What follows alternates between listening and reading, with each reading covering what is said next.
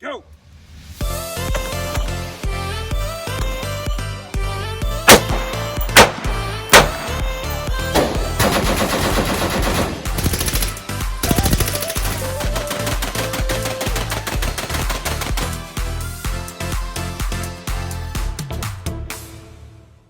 What's going on, guys? Bearded Rich here. Welcome back to the channel. Today we're taking a look at a 1911 that I've had for a little bit.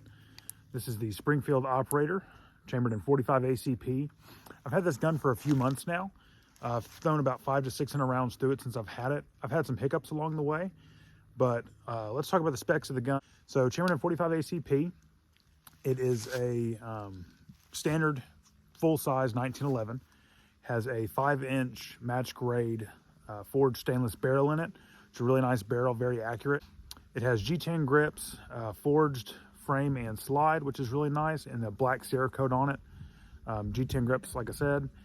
A skeletonized hammer, which is super nice. A big old beaver tail on there. That way you can get your fat hands like mine all the way up there. Don't have to worry about slide bite or anything like that. Ambidextrous safety. So that's super nice. It does have a tritium front sight and just a two dot rear, 2 white dot rear. You guys can see that. So the front sight does glow, obviously at night. The light on here is a mod light. This is the PLH V2 47104, in case you're interested. Great light, really bright. This is the first mod light pistol light I've gotten. So I'll be doing a kind of a little review on it as well. I like the light. It's very bright. The head on this one is the spot head, so it's a very, very bright head. It really throws a beam. Biggest con about it is it doesn't have a momentary on or off. So I don't know if you guys can hear those clicks. That's the light going on and off. A little bit different in training, having to get used to that, but it can be done. There is a flared magwell in the gun. It's not an oversized flare or anything like that, but it is just enough to where you can get those mags in. And so when I first picked up the gun, an issue I would have that was every mag I ran into it with is I would fire a couple rounds and the trigger wouldn't reset.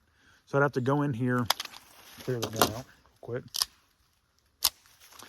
So I'd come in here, I would press the trigger, and then when I would go to release the trigger wouldn't go forward. So I don't know if you guys can see that little bit of play in there. The trigger would stay in that backed position. So what I'd have to do is get my finger in there and flick it like that to get it to go forward. Super annoying. Brand new gun. You know, you spend $1,100, $1,200 on a firearm, you expect it to work out of the box, especially from Springfield. They're a pretty reputable brand and make pretty nice 1911s. So that kind of deterred me. So I figured maybe it's a break-in thing. I don't know. So I ran about 400 rounds through it, and I still kept having this issue. It got a little bit better, but it was still an issue. So I emailed Springfield, never heard anything back from them. I sent them an email with my serial number, all that kind of stuff. The issue I was having, I've never heard back. Still to this date, I haven't heard back, and that's been about 3 months. Now, what I did in the meantime, I couldn't find any information online about it. So I didn't know anything about 1911s. I'm learning a lot about 1911s since I'm owning this. Took it apart, and the trigger, there's a little bar that it rides on inside the frame here, inside the grip. Took that out, cleaned it out. I did find a little bit of metal debris in there. I'm assuming from the milling process of this firearm that was behind that. So I blew that out, cleaned it out, oiled it back up and everything, and I haven't had an issue since then. I put, like I said, I did 300 to 400 rounds with the issue, hoping it would work it out, and I'm about 500 to 600 rounds now in it. I brought 100 rounds out today, so I'm going to throw another 100 through it. I haven't had any issues the last 150 to 200 rounds through this firearm with that trigger issue. So I think it could be just that debris I found in there from the milling process. It happens, I get it, but we'll see. If I get any issues on cameras, you guys will be along with me to see it. But let's throw some lead down range. I'm firing some Remington UMC today, the standard 230 grain. I brought out a few different mags with it. So the gun does ship with 2 mags, 2 Metgar mags, 8-round mags. They're very nice. Metgar makes a lot of mags for a bunch of different companies, so they're very reliable mags. But I also brought out a standard old school GI mag. This is a 7-round mag. And another Springfield. These you can get right off Springfield's website, just their 45 ACP mags. And then I have the Metgar mag is somewhere. But I have it over here. But I brought out different mags from different 1911s. I do have some Kimber mags as well for Kimber 1911, and they fit in this as well, and they do run, so there's that. But I'm just going to show you guys, these will run different mags from different 1911s if you have, as long as they're the full-size 1911s, but enough of me talking. Let's throw some lead down range. Alrighty guys, so we're gonna reshoot this part of the video and I'm gonna bring you guys along for the ride. So if you guys saw at the beginning of the video, I had a mod light on the front of my gun, this little guy. And partially the way through shooting the video and the firearm, this little guy decided to launch down range. It only went about 5 to 8 feet, somewhere around there, but I'll throw in the clip of it doing that here.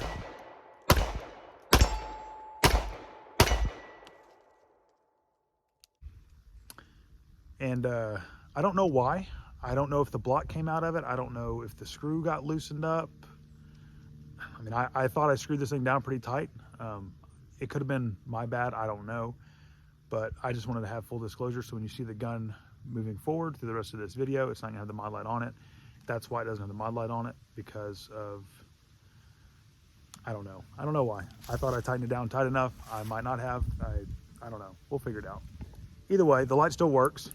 It didn't damage the light at all. I mean, it did toss it down range, but oh well. But that's why we practice with our gear, to make sure it works the way we intend it to.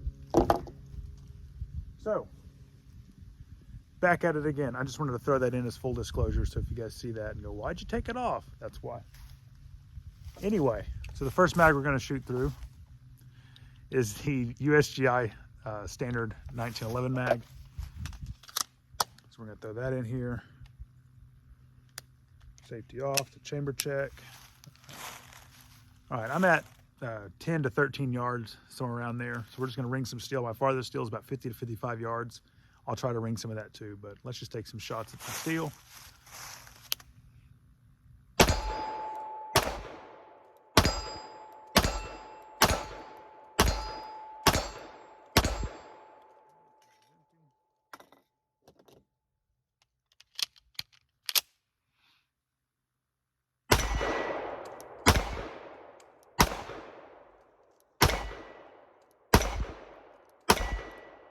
Let's see if we can hit some of that really far away stuff. There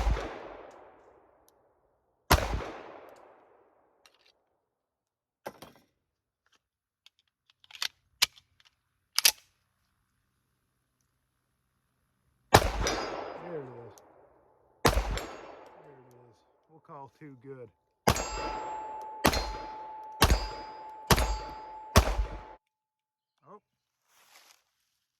So just a little bit of a feed malfunction. So I've noticed that with this particular mag, put the safety on.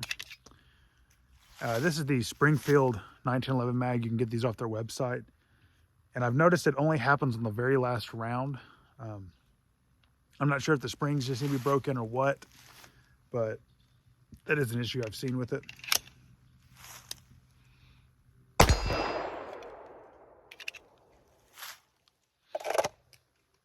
That being said, the Metgar mags and the USGI mags I've had zero issues out of so far. But these are just Springfield Armory from their website, 45 ACP 1911 mags. We'll keep running it. Maybe it'll loosen up, who knows. Let's load up some more mags and do some more shooting then. All right, so first mag again is the Springfield Armory mag. And I really should be wearing glasses shooting steel, safety first. This steel's angled down pretty far, so the chance of me getting spalling or anything like that is very slim. But do as I say, not as I do. Wear glasses when you shoot steel. Did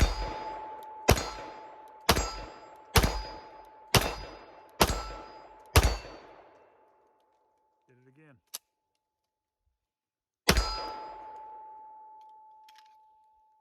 Again, that's the Springfield Armory mags. Last round. It seems to be pretty consistent. I don't know why. Standard GI mag.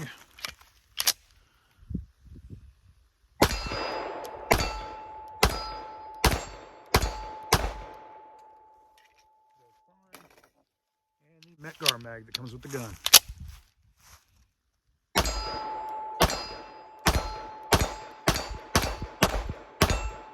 So guys, final thoughts on the Springfield Operator 1911. I like the gun a lot. I'm going to carry it every now and then. I might take some gunfighter classes with it just to get used to it. I do recommend it, even though I had the hiccups in the beginning and Springfield Armory didn't get back to me to help resolve that issue. I resolved it myself and it's working flawlessly now. I like it. It's very accurate. You can be very quick with it. It fits very naturally in the hand. I recommend it. Everybody needs a 1911. It's a good piece of American history. It's got a good heritage behind it. So guys, 1911, go pick one up. Everybody needs one. You need one in your collection. But other than that, guys, thank you so much for all the support. Thanks for all the likes. Thanks for all the subs. Thank you guys for following me on Instagram and helping me get that going too. I really appreciate all the thumbs up and all the comments and all the things, you know, pros and cons about what I'm doing. I'm just a regular guy out here who loves guns and who loves bringing you guys information from a regular guy's point of view. So thank you guys for all that support. The 500 subscriber giveaway still has not been claimed. So Christopher Coleman, if you're out there, buddy, reach out to me on Instagram so I can get you that pistol light. I really want to give that away to you. The 2,000 subscriber giveaway, like I said in the previous video, in the giveaway video, you need to be 18 years old and you need to be a U.S. resident in order to get it. It's not a gun, but it is gun related. So just to kind of make sure I'm not, you know, breaking any laws, and when I give it away, you guys need to be 18 and need to be a U.S. resident for it. Follow me on Instagram. That's where I announce the winners of all these things at. So if you're not following me on Instagram and you don't have an Instagram, create one just to get entered into that giveaway so I can reach out to you if you win. Otherwise, I have no way of getting a hold of you, and your prize is going to get given away to somebody else. So guys, thank you so much. I appreciate the likes, all the subs. Stay strapped, and I'll see you at the range.